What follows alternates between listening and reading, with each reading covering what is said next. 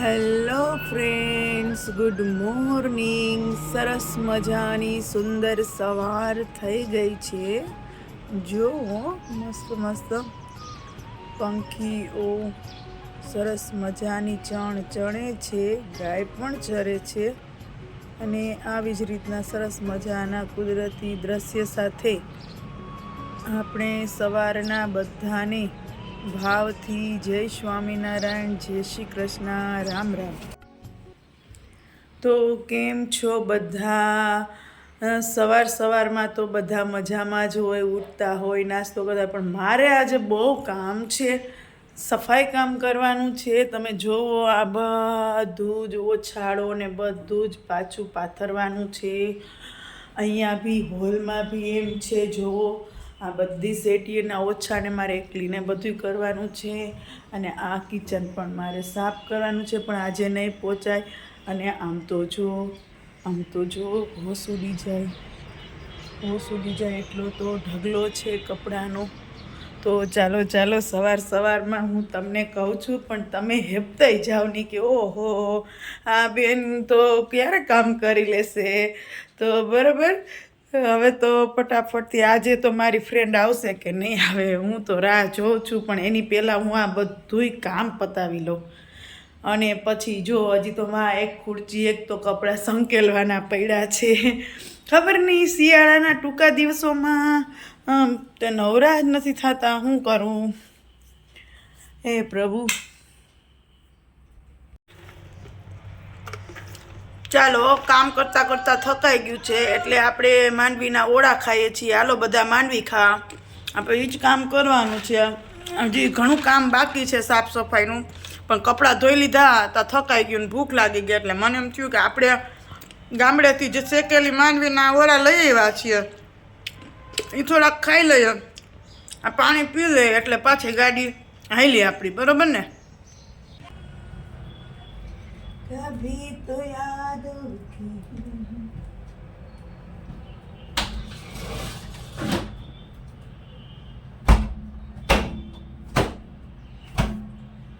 મિત્રો, આપણને સજાવટ કરવી ઘરમાં બહુ ગમે છે, પણ તમે જોવો કે કેટલું સાફ સફાઈ પણ વધી જાય છે કરવાની. બરાબર છે. તો હવે આ પંખો તો મેલું નાખો. હવે મારે બારીની બધું લુવાનું.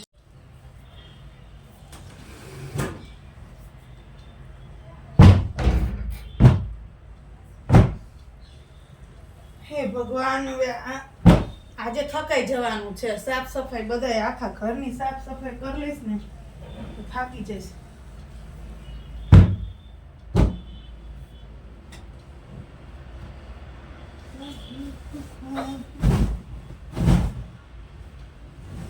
એ નારાયણ પ્રભુ, એવું છે. એક તો શિયાળામાં આળસ બહુ થાય, અને પછી પાછું ચિકનગુનિયા થઈ ગયો તો એટલે તકલીફ થઈ જાય કે બહુ જાજુ કામ ના કરી શકીએ. ચિકનગુનિયા થયો એટલે આ હાથ ને બધું જો અહીંયા સોજી જાય, સોજા ચડવા માંડે ફટાફટ. બહુ વધારે કામનો લોડ પડે એટલે એવું થાય. પણ શું કરીએ, આપણા ઘરનું કામ તો આપણે કરવું જ પડે ને, કોઈ બીજું થોડું કરવા આવે. બરોબર છે.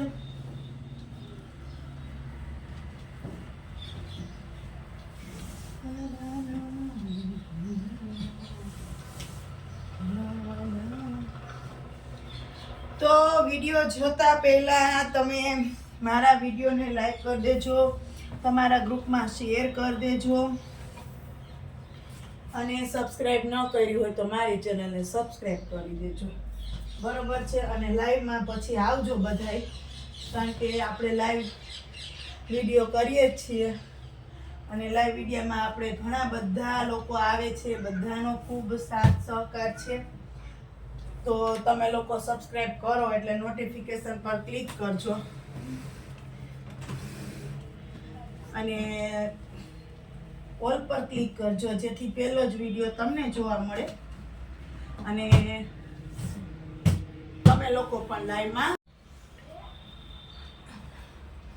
તો સવારમાં કોઈ આવી જાય તો આ કામ અટકી પડે. એટલે મને એમ થયું કે આટલી વહેલી સવારમાં તો કોણ આવે, કોઈ નહીં આવે, તો આપણે આ પહેલાં કામ પૂરું કરી નાખીએ. બરોબર છે. હવે બેનપણીને આવવું હોય તો ભલે આવે, હવે કાંઈ બીક નથી, ટેન્શન નથી કોઈ કામની. આ થઈ ગયું છે બરોબર.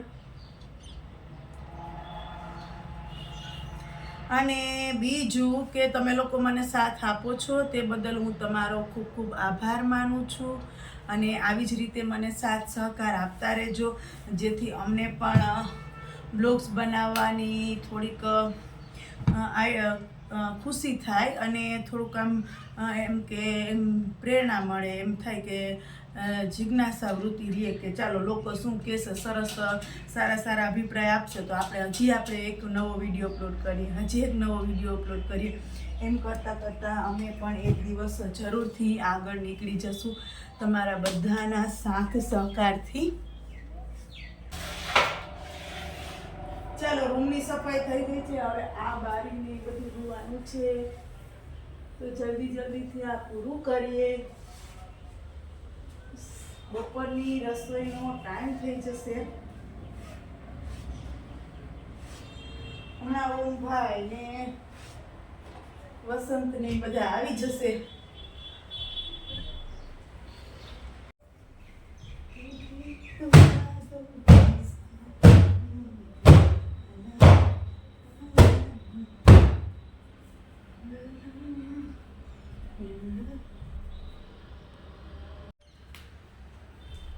હમણાં ટૂંક સમયમાં પાટોત્સવ આવવાનો છે, તો અમે એની પણ તૈયારી કરતા આવીશું.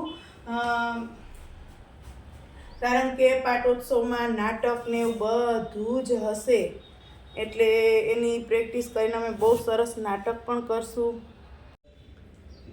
દર વર્ષે જ્યારે પાટોત્સવ હોય ત્યારે હું નાટકમાં રવત છું, તો આ વર્ષે પણ લગભગ બલિરાજાનું નાટકનું કહેતા હતા, તો બલિરાજાનું નાટક કરવાનું છે, એની પ્રેક્ટિસ કરવા જશું પછી. એટલે મને એમ થયું કે જલ્દીથી આ ઘરની સફાઈ થઈ જાય તો એક કામ નીકળી જાય, અને પછી તો મંદિરે પણ સમય ઘણો કાઢવો પડશે પ્રેક્ટિસ માટે. અને કેટલા લોકો ત્યાં મંદિરે પાટોત્સવમાં આવે છે, અને પછી અમારે ઉત્સવ હોય છે, અલગ પ્રસંગો હોય છે ભગવાનના, અને એમાં અમે પાર્ટિસિપેન્ટ થઈએ છીએ. તો તમે મારા બ્લોગ્સ છે ને કન્ટિન્યુ જોતા રહેજો, જેથી તમને આ સરસ મજાના નાટક ને એવું બધું જોવા મળે અને જાણવા મળે. બરોબર છે.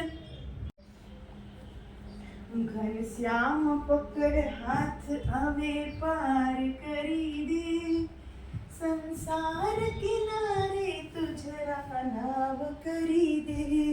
ઘનશ્યામ પકડ હાથ, સંસાર કિનારે તું મારી નાવ કરી દે.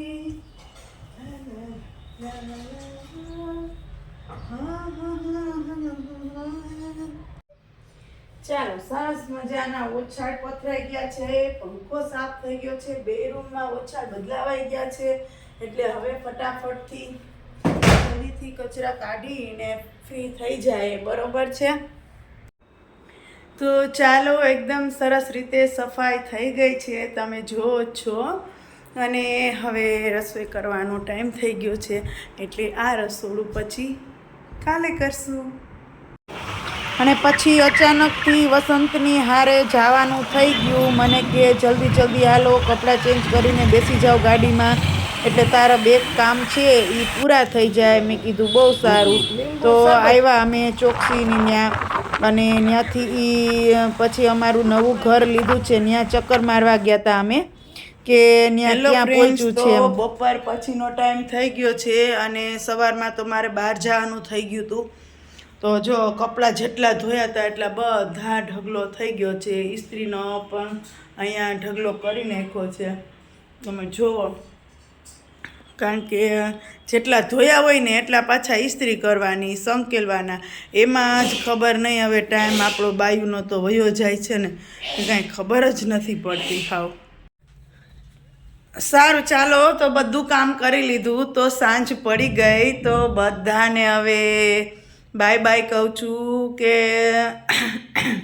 અહીંયા હું મારો વ્લોગ્સ પૂરો કરું છું. બધાને ભાવથી જય સ્વામિનારાયણ, જય શ્રી કૃષ્ણ, રામ રામ. જોતા રહો મારા વ્લોગ્સ અને તમારા ગ્રુપમાં શેર કરતા રહો. ફરી મળીએ એક નવા વ્લોગ સાથે.